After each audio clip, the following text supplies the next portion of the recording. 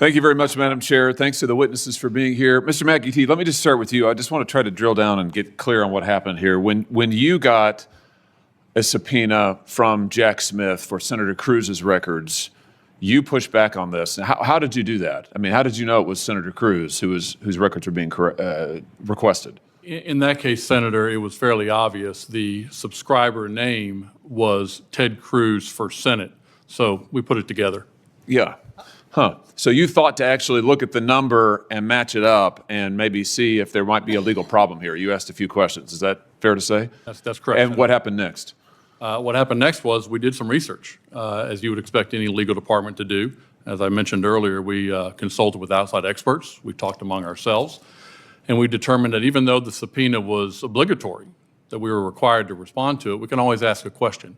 And so we asked the question, and we sent an email from my department that I read into the record earlier, asking for special counsel's views on the potential constitutional implications under Article 1. Did this subpoena include a non-disclosure order with it? It did, Senator. But that didn't stop you from conducting a basic inquiry? No, it did not. Okay.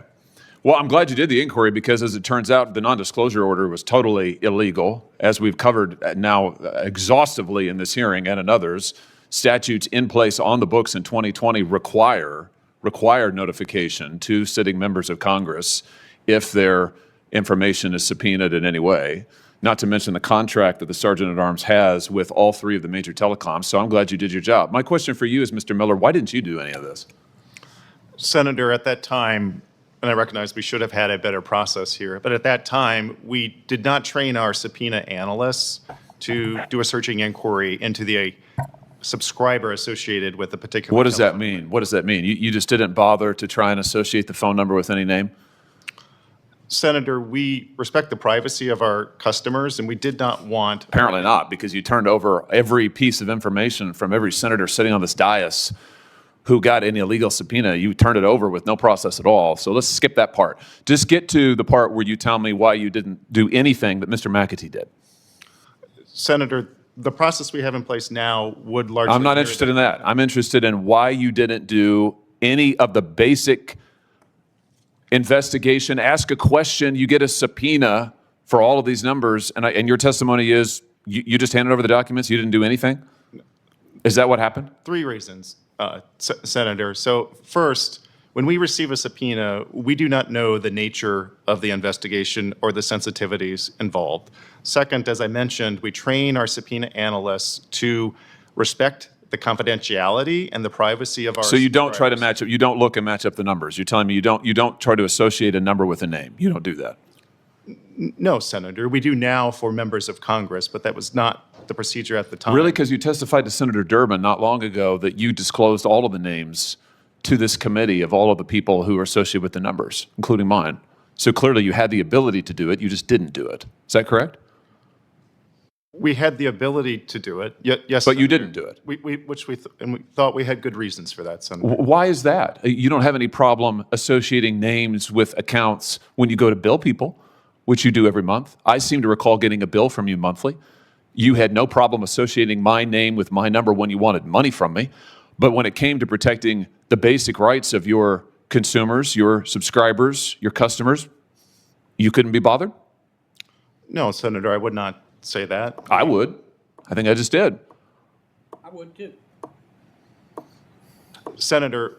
Why didn't you follow the contract that you have with the United States government? You've got a contract worth millions of dollars with the United States government, which obligates you to inform the Sergeant-at-Arms if you get any requests for process or information from a senator or any number associated with that contract. That contract was in place, and that language was in place when these subpoena requests came through, and you didn't do any of it. Why is that? Senator, I don't agree that we. You don't agree with what? That we violated the contract. Really? The The contract says that you are obliged to inform the Senate when any records are demanded. And I'm quoting here from a letter not from Senator Graham, not from a Republican. It's from Senator Ron Wyden, who sent a Dear Colleague letter to every member of the United States Senate, May 21st, 2025, notifying us that these contract terms were being regularly violated by your company, among others. So why didn't you follow the contract that you were making millions of dollars on? Why didn't you do that? Senator, I get your frustration with this issue, but the contract. No, I just want the truth. I'm frustrated because we get the runaround constantly. We've gotten it all day from you. So why didn't you follow the contract? Senator, the contract covers a definition of Senate data. At this time, we did not interpret the contract to apply to the phone lines? To the kind of records that Verizon generates, as opposed to records Oh, that for the heaven's Senate sake. generates. This is just absurd. And I'll just say this, Madam Chair. We're talking here about members of Congress. If you are a normal person, if you are a working person out there, just think of the fact that these guys, with one exception, Mr. McAtee's company, AT&T, all the other guys just handed over this data. They couldn't do it fast enough. They rushed to do it.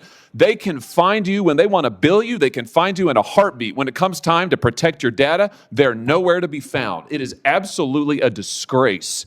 And the fact that you testified earlier that you get hundreds of thousands of requests for personal information every year is chilling, because what all your customers should know is you just turn it over willy-nilly.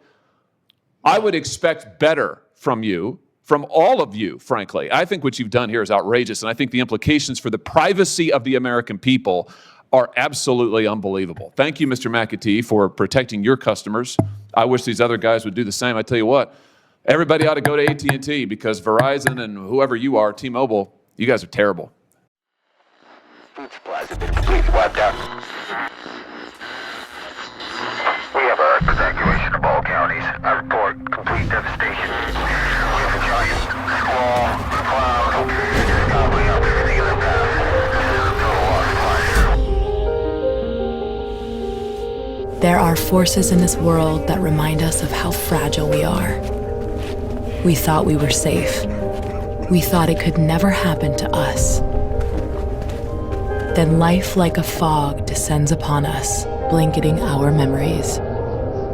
Through the haze, we travel its hidden paths, lost in its secret places. And when the storm, turbulent and immovable, forces us to shelter, we remember. It calls to us, calls us back. Back to the ports and the harbors of our past. We fight the currents that pull and drag us off course, not a light or star to chart the way. And when we arrive, we don't always know it at first, the places we once loved guised by time. Then we see it, the place we've been trying to get back to. Safe at last, we've found our way home.